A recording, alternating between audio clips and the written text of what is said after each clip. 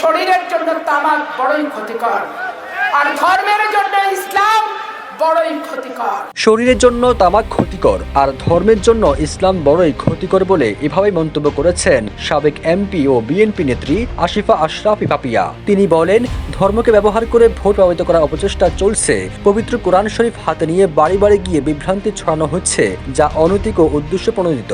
এমন প্রেক্ষাপটে বিভিন্ন মহলে প্রশ্ন উঠেছে, তবে কাকে উদ্দেশ্য করে এমন বক্তব্য দিয়েছেন বিএনপির এই নেত্রী? 22 জানুয়ারি চাঁপাইনবাবগঞ্জে বিএনপি প্রার্থী হারুন রশিদের নির্বাচনী জনসভায় জামাতকে ইঙ্গিত করে পাপিয়া বলেন, তারা মনে করছেন রাষ্ট্রীয় ক্ষমতা চলে গেছে। এমন বডি ল্যাঙ্গুয়েজ আর এমনই মিথ্যাচার যা আপনারা কল্পনাও করতে পারবেন না। জামাত প্রার্থী নুরুল ইসলাম বুলবুলকে ইঙ্গিত করে পাপিয়া আরো বলেন, তার কোনো নির্বাচনী ইশতেহার নেই, তার ইশতেহার হলো বিএনপির প্রার্থী হারুন যা বলবে তার বিরুদ্ধে বলা।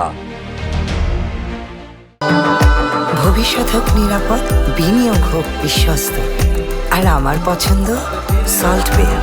ওয়েলকাম টু সল্ট বে। বিএনপি নেত্রী পাপিয়া বলেন, কোরআন শরীফ নিয়ে বাড়িতে বাড়িতে ছাত্রী সংস্থার মেয়েরা যায় আর আপনাদের বলে দাড়িপাল্লায় ভোট দিলে জান্নাত পাওয়া যাবে। তারা ওযুটা ঠিকমতো করে না এবং কোনো ধর্মীয় শিক্ষা আছে বলে মনে করি না। তারা জামাতে ইসলামের বেতনভোগী কর্মচারী।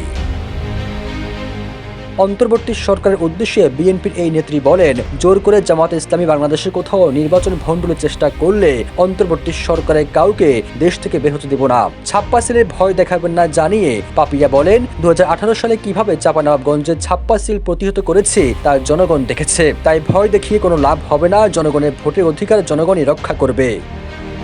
সবুজ আলম, নিউজ ডেস্ক, ইত্তেফাক।